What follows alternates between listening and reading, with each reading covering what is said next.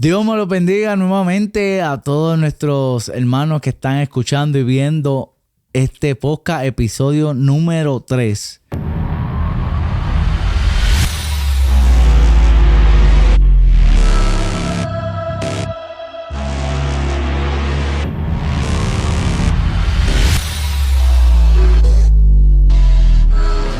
Me presento y me llamo Itiel Irizarry. Y aquí Ramón Irizarry. Y estamos aquí presentándole, ¿verdad?, este segundo episodio para bendición de sus vidas. Pero primeramente queremos agradecerle a todos los que se han comunicado con nosotros, dándonos el agradecimiento por estos 2 podcasts que hemos hecho, que han sido de bendición para mucha gente, ¿verdad? Y han llamado para darnos sugerencias, darnos sus testimonios y dejarnos saber que ha sido de bendición este trabajo que estamos haciendo. Pero en este hermoso día o noche, no sé cuándo vayas a ver este tercer episodio, queremos entrevistar, no a mí, esta vez no es a mí. Vamos a entrevistar a nuestro hermano Raymond Irizarry, mi hermano, el que Dios me dio desde que era un niño. Y queremos saber, ¿verdad?, cómo ha sido su trayectoria en el Señor, ¿verdad? Sabemos que ya pasamos de los 40 años y hay mucha vivencia que el Señor quiere que nosotros declaremos para bendición a otras personas. Así que yo voy a dejar a mi hermano Raymond para que se presente junto a ustedes para luego comenzar esta entrevista junto a mi hermano. Y primero que nada, acuérdese de darle a la campanita. Suscríbase. Itiel Ministry. Vaya al canal y se suscribe. Le da la campanita para que estos podcasts le llegue la notificación y sea de edificación. No, y puede entrar ahí, no solamente ver los podcasts, sino que también puede escuchar la música que el Señor nos ha dado, que Él ha depositado en nuestros corazones y la hemos plasmado en YouTube para que usted lo oiga y sea de bendición para su vida. Así que entre y disfrute de lo que Dios ha depositado en nuestras manos para bendición tuya. Así es. Y mi nombre es Ramón Irizarry. Desde pequeño mi mamá me puso Raymond. Y con eso es que me he quedado. Raymond Irizarry. Además, a mi esposa ese es el que le gusta. Raymond. Así que no es Ramón. Ramón el senior. El junior es Raymond. Aunque es lo mismo, pero... Sí, uno es en español y el otro es en inglés. Bueno, vamos a entrar en materia. Porque vamos a ponernos cómodos. Aquí hay mucha tela que cortar, ¿verdad? Y tenemos que estar cómodos. Raymond, yo te conozco desde niño. Toda mi vida te he conocido, pero así como tú supiste cosas de mi vida en el episodio anterior que no habíamos dialogado, yo sé que en este episodio yo voy a encontrar cosas que yo no conocía, que Dios ha trabajado en tu vida y ha sido de bendición. Y quiero empezar con una pregunta simple. Yo sé que nosotros fuimos criados en un hogar cristiano de pastores, pero ¿cómo fue tu niñez y tu búsqueda en el Señor a los primeros años, después que tuviste conocimiento de lo que estabas haciendo en Dios? Bueno, yo he crecido. Nací, crecí y todavía estoy en el Evangelio. Amén. Qué privilegio. Y mi niñez fue muy bonita. Fue muy bonita. Y aunque yo era... A ti te hacían bullying. Yo era un poco rebelde, pero a escondida. Yo era rebelde a escondida. Cristiano a la secreta. Cristiano de la secreta. Pero desde muy pequeño hemos sido instruidos en los caminos del Señor. Y aprendí a tocar batería desde muy pequeño. Estoy tocando batería desde los 9 años. Yo era de los niños, estos niños que se sentaban en el primer banco de la iglesia. Y mientras el baterista estaba allá tocando, yo estaba acá. Haciendo lo mismo que él hacía yo acá en el primer banco. Con una batería invisible. Entonces, ¿tú te acuerdas en casa que yo montaba unas baterías? Tacho, montaba unas baterías marca Goya, marca Sport Soda. Pura lata de galletas, me acuerdo. Así mismo es, Dacho, montaba unas troncos de batería en mi casa y a dar cantazo. Dacho, así mismo. Pues sí, la primera vez que toqué, me acuerdo, fue un culto de damas. Que yo estoy en el primer banco y ¿sabes qué? No llegaron los músicos. Wow. Solamente había un guitarrista. Y la cuestión fue cuando él me llama. Como yo me pasaba tocando en el primer banco. Y él me llama. Ven acá. Y yo voy para allá. Y me dice, dale, vamos a tocar el culto. Y yo me quedé, me quedé paralizado. Pero nada, me senté en aquella batería y empezamos a tocar. Tú sabes que antes se cantaba mucho corito, pues. Sí, sí. Pues yo empecé a tumpa, tumpa, tumpa, tumpa, tumpa. Todo el culto. Y esa fue mi primera experiencia a los 9 años tocando batería. Después de ahí seguí tocando en los cultos de niños y eso. Y tuve el privilegio a mis 16 años de coger clases con un maestro. Aunque mi primer maestro fue Fernando López.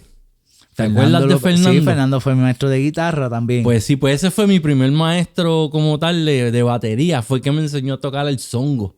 Me enseñó a tocar el songo y me enseñó a tocar, me enseñó cortes y diferentes ritmos. Porque Fernando, además de ser un guitarrista, porque él es muy bueno, él tocaba una batería. Sí, tocaba muchos instrumentos. Sí, pero la batería era otra cosa. Porque él tenía una mentalidad en la batería bien diferente a los bateristas. Él plasmaba en la batería cosas que tú no escuchabas que hacían los bateristas normales. Y con él yo aprendí el songo y aprendí par de ritmos y cortes y cosas. Y ese fue mi primer maestro de así esporádicamente. Él me decía cositas. Pero mi primer maestro fue a los 16 años. Fue Domingo Escobar. Domingo Escobar. Minguito. Alias Minguito. Alias Minguito, de Fajardo. Es él también. Él es un maestro que toca un montón de instrumentos. Y enseña también todos esos instrumentos. Y ahora mismo tiene un conjunto con sus hijos. Él tiene 3 hijos y tiene un conjunto con ellos. Tocan salsa. Y bien chévere. Ellos crean sus propias canciones, hacen sus melodías y entonces tocan y la gente le gusta. Y ellos, por medio de eso, de ese conjunto, ellos van y adoran y comparten la música y la palabra de Dios en diferentes sitios. Aunque no sean sitios cristianos, pero llevan la palabra a otros sitios. Y yo aprendí con él. Una de las cosas que aprendí con él fue que la música, no está creada para competir, sino para compartir. Y esa es una de las cosas que pasa en el ámbito musical. Sí, eso se ve. Y fíjate, es triste, pero en el ámbito cristiano se ve mucho eso, mucha competencia. Mucha competencia, mucho celo ministerial, que si yo soy mejor que tú, que si yo toco mejor que tú. Y no vamos a la base, que es adorar y exaltar el nombre de Dios. Exacto, y compartir lo que es la música, compartir con otros músicos. Y fíjate, en el ámbito secular, cuando tú estás con otros músicos en otro ambiente, es diferente. Se ve más el compañerismo. Y eso, cuando tú vas a los festivales de música, festivales de bateristas, que cada baterista tiene su participación, pero cuando tú compartes con ellos es una cosa bien chévere. Hay una unión. Y es triste, pero en el ámbito cristiano a veces no pasa eso. Y son cosas que uno ha experimentado. Pero yo aprendí desde que empecé a coger clase con él. Esa fue una de las cosas que él me enseñaba. Que él me enseñó. La música es para compartir. Y siempre darle la gloria a Dios en todo lo que uno hace. Y dejar que Dios sea el que toque por uno. Con él aprendí a leer música. Aprendí ritmos nuevos. Aprendí de él también que uno debe meterse en los más ritmos que uno pueda aprender. Aunque uno los aprenda sencillo, pero aprender de todos los ritmos. Entonces, cuando tú llegas porque me ha pasado que he llegado a situaciones que me enfrento, mira, vamos a tocar samba. Y uno, wow. Y de momento el subconsciente, si tú sabes tocar samba, ¿ves? Un bossa nova. Llega el subconsciente, tú sabes tocar bossa nova. ¿Ves? Son cosas que él me enseñó desde que yo tenía 16 años. Y son cosas que yo he ido aprendiendo y también enseñándole a otros. Aprender. Pero esto de la música, desde mi niñez, ha sido lo que ha sido toda mi vida, lo que es la música y el deporte. Yo también he tenido el privilegio de estar en muchos deportes, en la escuela. Jugué softball, voleibol, baloncesto, ping-pong. Montones de... Sí, porque a pesar de que eras músico, también te gustaban los deportes. Sí, exacto. Cuando crecías. Sí. Eso. Entonces, fue una combinación bien interesante. Los deportes y la música. Fue interesante hasta en una ocasión que jugando baloncesto me fracturé la mano derecha. Yo me acuerdo de eso. Sí, que me la fracturé, me tuvieron que poner un yeso. Tuve casi 2 meses con un yeso. Y pues en ese momento me di cuenta que uno tenía que cuidarse porque el tú lastimarte una parte de tu cuerpo, pues después tú no podías realizar la música, ejercer la música. Me acuerdo que en ese tiempo, cuando yo tenía el yeso, hubo una boda. Hubo una boda que yo fui con un grupo. Yo no fui a tocar, fui a acompañarlo al grupo y era cerca de mi casa. Y yo dije, fui para la boda ahí, me senté. Estaba la batería montada y todo. Cuando empezó la boda, el baterista no llegó. Y la oportunidad. Una oportunidad tremenda. Pero yo estaba enyesado. Ay, Padre amado. Que no pude tocar. Me tuve que quedar allí sentado mirando. Pero me disfruté lo que tocaron. Tocaron sin batería, pero fue chévere, tocaron. Ahora te pregunto, aparte de tu pasión que es la música, ¿cómo fue ese primer encuentro con Dios? Porque una cosa es nacer en el evangelio, criarte, pero ¿cuándo llegó ese momento donde hubo esa conexión con nuestro Padre? Pues mira, desde pequeño yo estaba en la iglesia. Yo me bauticé y todo a los 12 años. Yo también a los 12. Sí, a los 12 años. Pero no tenía como ese encuentro. Yo nunca tuve como un encuentro. Lo mío fue por educación, lo que yo iba aprendiendo y lo iba practicando. Por eso es que muchas veces ahora en este tiempo la gente me puede ver y me dice como que este hermano no pasa al frente para que oren por él. ¿Ves? Porque son cosas que uno ha aprendido de esa como una conexión con Dios desde pequeño. Y yo no me acuerdo de yo haber tenido como un encuentro así personal con Dios. Tampoco me acuerdo el día que yo me convertí. Yo no me acuerdo de eso. Pero he estado toda mi vida envuelto en esto del Señor y he aprendido. Y he aprendido a amarlo. He aprendido a tener una conexión. Y esa conexión es lo que yo entiendo que es ese encuentro personal con Dios. Y es lo que me ha llevado a que ahora en este tiempo yo pueda expresar, pueda enseñarle a otros de lo que es la palabra de Dios, lo que son las vivencias en Dios. Pues son cosas que yo experimenté. Pero así de un momento, de un momento dado, que yo me acuerde, tuve un encuentro ahí con Dios. No me acuerdo. Pero he tenido muchas experiencias. Me acuerdo en una ocasión, nosotros fuimos a hacer, los jóvenes de la iglesia, a hacer era un himno que era como dramatizado, que era el himno de Despierta. No sé si tú te acuerdas. Sí, yo me acuerdo de que empezaban a cantar Despierta y de momento se les paraban y los jóvenes se levantaban haciendo diferentes escenas. Pues yo me acuerdo que nosotros fuimos a una iglesia a llevar esa presentación. Y yo me acuerdo que tocando a mitad de ese himno, yo sentía como que me apretaban aquí el cuello. Yo sentía que me apretaban aquí. Y yo no podía como respirar. Y yo seguía tocando y yo tragaba gordo. Porque yo me sentía como si me estuvieran estrangulando. Y era esa presencia mala. Era una presencia maligna. Y yo seguía ahí en mi mente. Mientras estaba tocando, seguía en mi mente adorando. Hasta que en un momento dado, sentí que eso se fue. Y interesante esa...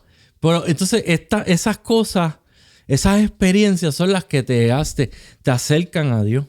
Eso es así. Y te ayudan a coger en serio esto del ministerio, de la música, ir a otras iglesias a tocar, a cantar. O sea, son todas estas experiencias. Además, hemos tenido muchas experiencias. Yo he tocado en muchos sitios. No, y has tocado con muchos ministros de la música. Y con ministros de la música. Tuve el privilegio de tocar, tuve como 2 años tocando con Magali, la de Nación Santa. Cuando Vicente, el hermano, se fue para Florida y ella se quedó en Puerto Rico y ella siguió cantando sola con el otro hermano que era baterista. Y ellos nos escucharon tocar en un concierto y después nos llamaron. Mira, necesito tu guitarrista y la percusión que ustedes tienen para tocar con nosotros. Y nosotros, chévere. Y fuimos y tocamos percusión con ellos y en algunos momentos pues yo tocaba batería. Tú sabes que ellos cantaban unos corazos. Sí, y la percusión famoso con sus entonces coros. La percusión era en ese momento era importante y entonces el guitarrista de nosotros, Darwin, que él siempre estaba practicando diferentes ritmos y a diferentes cantantes. Y la música de ellos, él la tenía ahí bien presente. Y a ellos les gustó mucho. Entonces, también otros privilegios que tuve. Me acuerdo con Samuel Hernández en la escuela vocacional de Humacao. Yo estaba en la escuela superior. Yo tenía como 17 años. Y él estaba. En ese día, él era uno de los invitados. Y nosotros fuimos a tocar devocional y eso. Y él viene para donde nosotros. Dice, mira, ustedes se saben mis canciones. Y nosotros las sabemos. Pues ayúdenme a tocarlas. Y tocar con él ahí fue bien interesante. Pero también tocaste un tiempo con Alberto Conde. Ah, sí, con Alberto Conde, que lo llevaron a una convención. Y nosotros le hicimos la música. Y a él le gustó mucho. Me acuerdo que de esa convención salió el himno de Todo lo que yo anhelo. Un himno muy conocido a nivel mundial. Sí, yo me acuerdo. Y de ahí salió ese himno porque él lo tenía, él tenía en su mente y nos trajo, mira, escuchen esta canción y le hicimos la música y esto. Y después fue y la grabó con Wiso Aponte. Excelente. No, y todo eso suena bien. Pero yo quiero entrar más profundo en materia. Ay, padre. Porque tu vida, yo sé que siempre ha estado rodeada de música, pero hubo un evento en tu vida que yo sé que marcó la historia, marcó una página de tu historia, que fue cuando Dios te permitió pasar por el cáncer. Háblanos de eso. Eso fue en el 2020. En medio de la pandemia. Que yo empecé uno de mis testículos empezó a crecer. Y me decía, ¿qué estaba pasando aquí? Y empezó a crecer. Y a crecer. Y yo pensé que era una hernia. Yo dije, pues me salió una hernia. Pero yo no le dije nada a mi esposa. Ese es el problema, nos quedamos callados y cuando vemos que ya la situación está a punto de explotar, ahí es que hablamos. Entonces me acuerdo que fue un lunes, me llevaron por un estudio en Reading a grabar unos videos. Y era en un sótano. Y entonces yo estaba con eso y yo tuve que cargar la batería, llevar la batería a ese sótano. Y el bulto de los estanes, pues, eso pesa. Pues yo bajé la batería, monté, grabamos los videos y subimos, me fui para casa. Al otro día, cuando yo por la tarde voy a acostarme, yo me baño y me acuesto porque iba a ir a trabajar por la noche. Pero cuando yo me bañé, que me acosté, no podía dormir. No me podía dormir, tenía un dolor que me subía acá y en la espalda. Y entonces yo tuve que pues decirle a mi esposa, llevaba emergencia. Yeah. Vamos a coger una pausa aquí a ver si producción nos puede traer dos botellitas de agua. Por favor, producción. Producción agua. Bueno, una agüita para hidratarnos aquí porque esto se está poniendo bueno. Sí. Sí. Y entonces, cuando yo le digo, lleva emergencia porque no aguanto el dolor. Pues estamos en medio de la pandemia. Ella me deja en emergencia, ella no puede entrar conmigo. Sí, no era en ese tiempo no era aceptable. Exacto, pues entonces yo entré en emergencia y yo le explico a la muchacha lo que me está pasando. Y ella me dice, ok, te digo, en menos de 10 minutos me metieron allá, me cogieron los vitales, volvieron y me sentaron y rapidito me llamaron, me llevaron a hacerme un sonograma. Ay, hermano, qué dolor. Ese sonograma, eso sí que dolió. Y entonces terminaron, volví, me senté y allá aparece el doctor. La cuestión es que el doctor viene y eso fue como a sangre fría. Él me dice, te hicimos el sonograma y todo, y tú tienes un tumor de cáncer. Wow. Así yo me quedé. No, y es una noticia que aunque él lo haya cogido con calma o haya cogido su tiempo para decirte, te lo haya dicho ahí de momento, toca que te hayan encontrado un tumor canceroso, eso toca. Eso toca la fibra del corazón. Así mismo es. Cuando él me dice eso, pues yo me quedé como si no estuviera pasando nada. Pero entonces él me dice, mañana a primera hora vas a llamar al urólogo. Me dice, ya yo le envié las fotos, todos los resultados, ya yo se los envié. Tú llamas y haz cita con él. Y así hicimos. En los demás, creo que eso fue un martes por la noche. Y el viernes yo fui a la cita con el urólogo y él entonces me explicó que es un cáncer normal que le pueden dar, pero ese cáncer da mayormente a jóvenes de 18 a 30 años, más o menos. Pero a mí me dio a los 40. ¿Sabes? Y a los 40 me dieron duro. Sí, los 40 a los Elizarri nos ha dado duro. Me dio duro los 40 con esto del cáncer. Entonces, el proceso fue...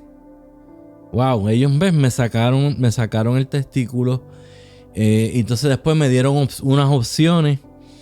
Que era una operación de aquí a acá. Y sacar todos los nódulos linfáticos.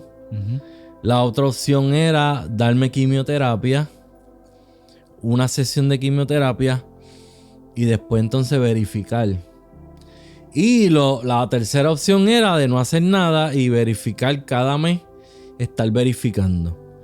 Pero cuando yo leí todo lo de la quimioterapia, yo dije, ay padre, las quimioterapias, eso te dañan un montón de cosas. Pues yo le dije, mira, vamos a hacer la operación. Aunque es una operación grande, sí, pero el cuerpo sana. Y pues, tú sabes. Porque la cuestión de esa operación era tratar de sacar el cáncer posible o que no hubiera más cáncer. Sí, porque los nódulos linfáticos son los que recogen el cáncer. ¿Ves? Y era para prevenir que vinieran otros cánceres. Entonces, pues, me hicieron la operación. Esa operación tú la sufriste mucho conmigo. Sí, fue en Filadelfia. Me acuerdo. ¿Y estuviste? ¿Cuántas horas estuviste? Estuve ahí, sin mentirte, fueron como 10 horas. Para testimonio, para colmo, no podías salir del hospital, te tenías que mantener en un cuarto de espera. Y ahí era donde te iban a dar información de cómo será la operación, cómo va todo. Pero llegó la hora del almuerzo. Yo me llevé chavo, pero yo no compré nada antes de llegar, pensando de que si tenía que salir, pues salía, compraba y viraba. No te dejaban salir. Y me acuerdo que a la hora de almuerzo repartieron unos sandwichitos de pavo. Yo sé que esto no tiene que ver con el testimonio, pero esto tocó mi corazón. Era un sandwichito de pavo con unas papitas Lay's. Eso fue lo que me llevaron allí. Yo estando desde las 6 de la mañana en el hospital, porque antes de llegar al hospital casi 2 horas de camino, para que a las 12 me dieran un sandwichito de pavo sin mayonesa, sin lechuga, sin tomate, más que pan y pavo. Y unas Lay's. Y con todo estuve ahí hasta las 8 de la noche, que fue que terminó la operación. Me dejaron subir, nada más verte y arrancar para casa, para Lancaster. Así. Sí. Y entonces yo estuve 5 días en el hospital solo. Tuve 5 días porque nadie me podía ir a ver. Y tuve 5 días solo. Solamente me acuerdo de una enfermera. Solamente. Que fue la que me ayudó. Me ayudó a bañarme y eso. Pero yo no me acuerdo de más nadie. Esos son los ángeles, los angelitos que Dios pone alrededor de nosotros. Ajá, eso fue la enfermera que me cuidó. Porque no podía ir nadie de mi familia a estar allí conmigo ni nada. Solamente me acuerdo de ella. Entonces, tuve esos 5 días. Después regresé a mi casa. Me acuerdo cuando el nene vio la operación. Le dio como unos escalofríos. Sí, no, porque la operación es impactante. Porque, como quien dice, te cogieron desde la parte de arriba de la barriga hasta lo que termina la barriga y te abrieron vamos a hablar a los puertorriqueños, te abrieron como un lechoncito. En Navidad, así lo abrieron por el mismo centro para poderle hacer la operación, que ahora no es tan impresionante, pero en aquel momento se veía súper impresionante esa operación. Sí, me acuerdo cuando me fueron a quitar los puntos. Ah, ese es otro testimonio. Yo fui con Raymond para que le quitaran los puntos, y no eran puntos, eran clips. Y me acuerdo que cuando ese doctor empezó a sacar esos clips, yo no sé si fue que me mareé, si se me subió el azúcar o qué pasó. Pero yo veía que esos clips salían. Ay, Dios mío. Y se levantaba la piel así. Ay, yo me dije a marear. Cuando se levantó, me levanté, me mareé. No era que había sangre, pero pues simplemente de sacar el clip y la carne se venía con el clip. Tremendo. O sea que ya nos dimos cuenta que tú no puedes ser enfermero. No, y mire, yo iba a ser enfermero, después me arrepentí. Y eso. que el proceso no fue fácil. Ajá, pero mira qué cosa. Yo en la recuperación de esa operación, mira qué cosa. A mí me dio COVID. Me acuerdo. Me dio el COVID cuando yo me estaba recuperando de esa operación. Y yo estuve 3 semanas con el COVID. Me acuerdo que rebajé 45 libras en esas 3 semanas. Wow. Me veía, yache, bien flaco. Wow. Eso no va a volver. Esos son testimonios para bendecir a otros. Pues sí, pues me dio el COVID, lo pasé en mi casa. Eso sí, el doctor que me atendió, él me llevaba allá al consultorio un día sí, un día no. Él me decía, yo tenía que ir, iba como a las 4 o 5 de la tarde y yo iba y él me cogía el oxígeno y me chequeaba. Entonces, en un momento dado, como que cuando me hicieron la operación bien grande, el cirujano, él me mandó a caminar. Entonces, yo en la recuperación y cuando me dio el COVID, cuando a mí me dio el COVID, yo no quería ni comer. Yo no quería comer. Yo lo único que bebía era Gatorade. Y yo no comía. Bueno, de un muslo de pollo, yo me comía la mitad del muslo de pollo. ¿Sabes? Yo no... Y entonces pues no caminaba, no hacía... Y en uno de los momentos que él me chequeó, él me dijo... Me mandó a hacer una placa, pues yo creo que tú tienes neumonía. Se complicó la cosa. Entonces se seguía complicando. Pero esa neumonía, cuando me cogieron la placa, cuando me dieron los resultados, decían, mira, búscate estos antibióticos porque esa neumonía se trata con antibióticos. No te tenemos que traer al hospital. Y yo, pues mejor todavía. Y entonces la traté en mi casa. Pero era una cosa que... Una debilidad... recuperándome de esa operación y todo. Y cuando yo me recuperé de eso, que yo empecé a trabajar en febrero. Entonces, en abril, cuando me hacen el estudio completo otra vez, el doctor se da cuenta de una mancha en el pulmón. Ay. Entonces, pues me dice, te tengo que hacer una biopsia. Porque yo no sé de esa mancha. Yo le dije, no, y a mí me dio el COVID. Que a lo mejor es una secuela. Y entonces él me dijo, sí, pero yo tengo que hacerte una biopsia para verificar. Y exactamente, me hacen la biopsia en mayo.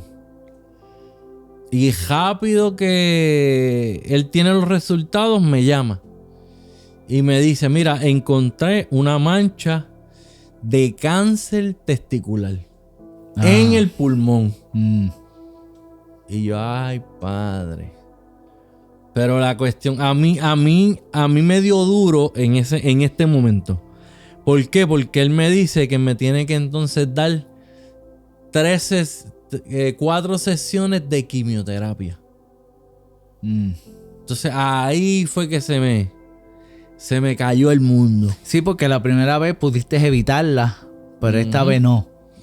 Esta vez por ser en el pulmón, pues obligatoriamente tuve que me tuvieron que dar quimioterapia. Entonces, pues, ahí fue que yo me... Sí, yo siento que esta segunda parte del cáncer que subió al pulmón fue como más fuerte. Porque la primera parte la pasaste, tuviste la operación que te hicieron y tú pues, uno pensando, wow, ya no voy a sufrir más de cáncer. Ahora sería solamente chequearme para que no vuelva. Pero qué difícil es que en menos de 3 meses te chequeen y encuentren otra situación de cáncer. ¿Qué pasó dentro de ti cuando tú supiste esa pregunta en ti, en tu familia, tu esposa, en los que te rodeaban? Pues mira, mi esposa es una guerrera. No, man. Yo no sé, porque ella nunca me reflejaba. Ella nunca reflejaba lo que en verdad sentía. Pero en ese momento, cuando yo recibo la noticia de que me tienen que dar quimioterapia, que ahí se me fue el mundo. Ahí fue que los dos lloramos. Porque, ¿sabes? Como ya yo había leído todo lo que me dieron de información de la quimioterapia, yo, wow. Ya tú venías con un conocimiento de lo que era la quimioterapia. Lo que iba a pasar. Entonces, pues... Entonces, las quimioterapias fueron... eran 5 días corridos, de lunes a viernes, 5, 6 horas, ellos dándome esos medicamentos de quimioterapia. 5 días corridos, después me daban 2 semanas como de descanso. Después el doctor volvía y me veía y me daban 5 días más. 5 días más. Después 2 semanas de descanso. Así fueron las 4 sesiones. Que fueron 3 meses en esa situación. Y pues en esos momentos yo pude experimentar muchas cosas. Y yo en muchas ocasiones pues yo me preguntaba, Señor, ¿sabes? Yo he aprendido en toda mi vida que uno no debe preguntar al Señor por qué, sino para qué. O sea, ¿para qué tú me has permitido pasar por esta situación? Pero al pasar por esta situación, yo crecí en muchos aspectos de mi vida. Crecí en muchos aspectos. Y mira, vi algo muy importante. Que muchas veces hay gente que no cree en lo del diezmo. Mucha gente que no cree en lo del diezmo. Pero mira, yo he experimentado que al yo ser fiel en mis diezmos, Dios en el momento de la situación mala, Dios es fiel con uno. ¿Ves? Esa recompensa que uno tiene al ser uno fiel al dar sus diezmos en la iglesia. Que mucha gente lo tiene como que para que uno va a dar dinero. ¿Tú me entiendes? Lo tienen en poco, pero esto no es tanto un beneficio de la iglesia. Esto es un beneficio personal. Y como el diezmo es algo que tú haces con Dios, es un trato que tú tienes con Dios.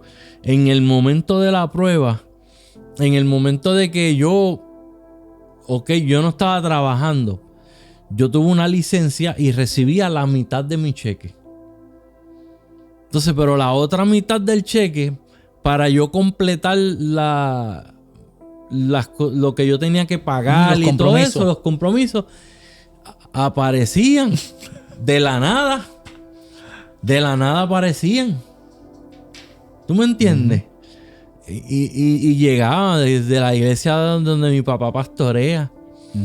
En Mambiche, en Humacao, familiares. Y mira, hazle llegar esto a Raymond.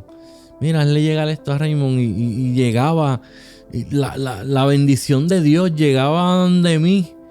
Y yo en esos momentos, yo nunca había experimentado en mi vida, a pesar de que toda mi vida he estado en el Evangelio, nunca había experimentado un momento de crisis como esa.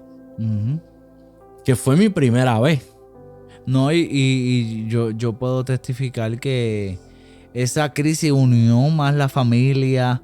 Ahí uno sabía quién en verdad estaba contigo, quién no estaba contigo.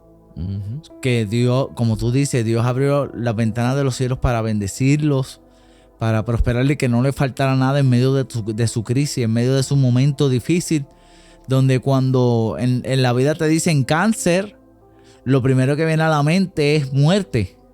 Es muerte, porque eso así lo ha catalizado la humanidad. Cáncer, muerte. SIDA, muerte.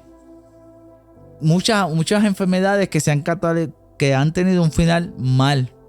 Pero en el Señor no lo podemos ver de esa manera.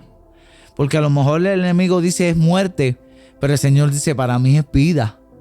Tú lo ves de una manera, pero yo lo veo para bendición, para a lo mejor moldear tu vida, moldear tu carácter, unir la familia, que te apegues más a mí. Eso así es que nosotros lo vemos en Dios.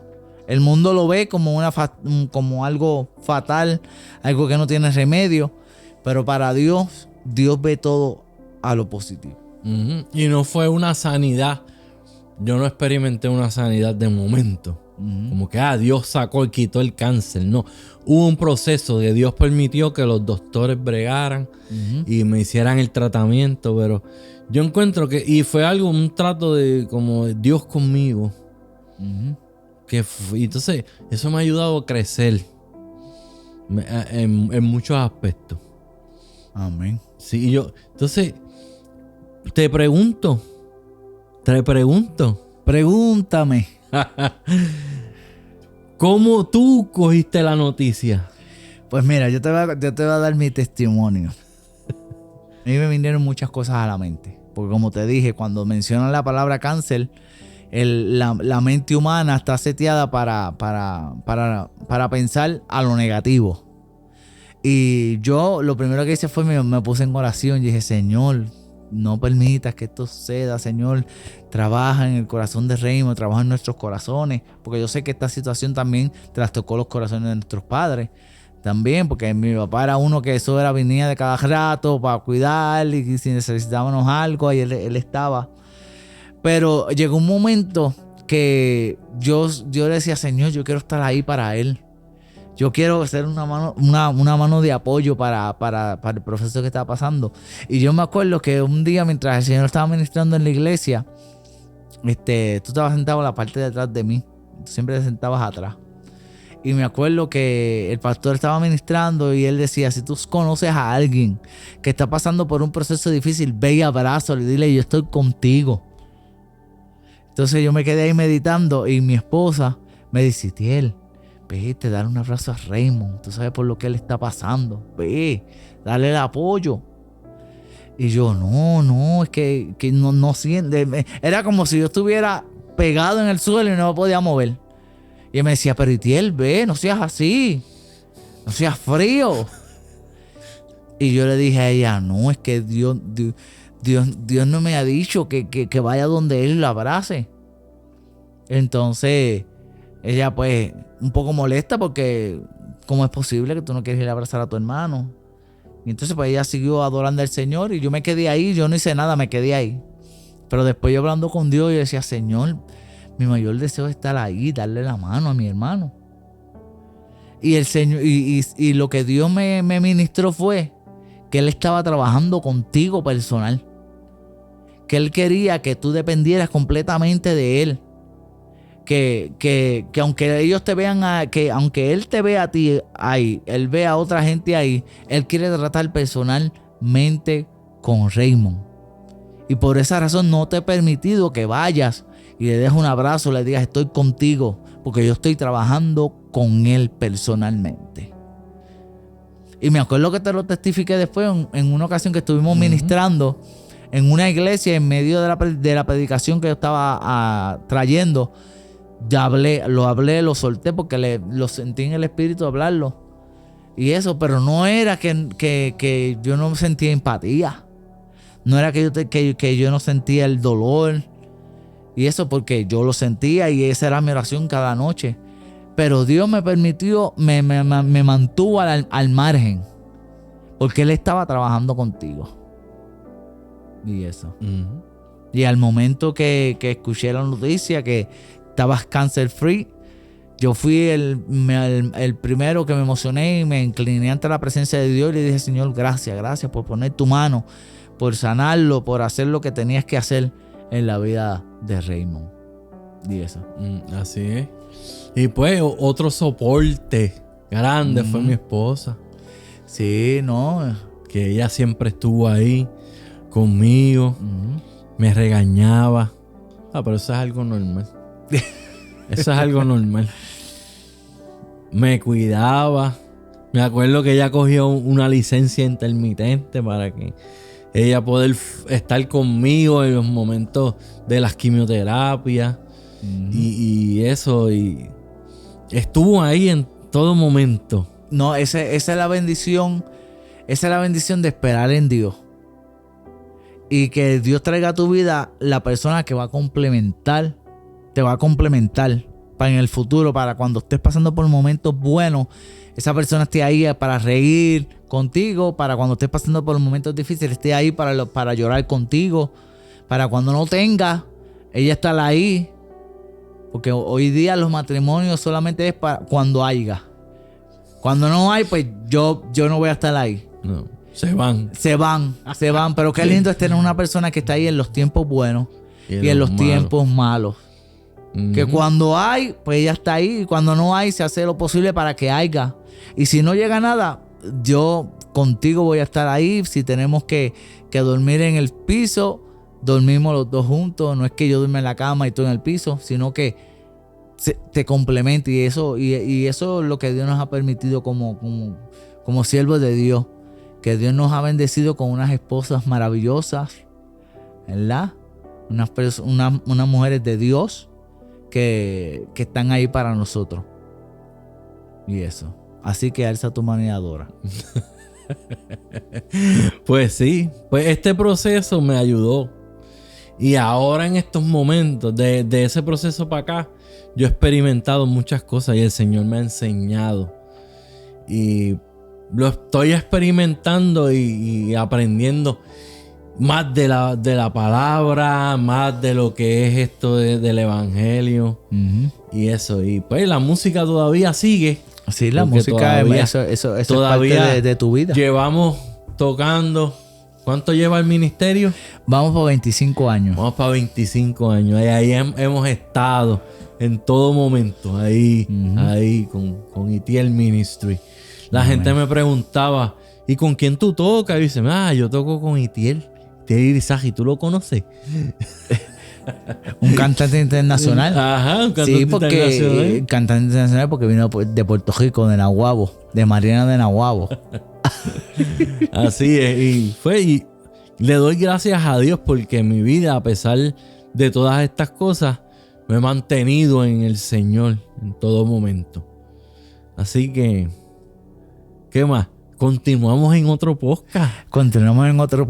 Y qué bueno escuchar de los milagros, de las señales que el Señor ha hecho en nuestras vidas.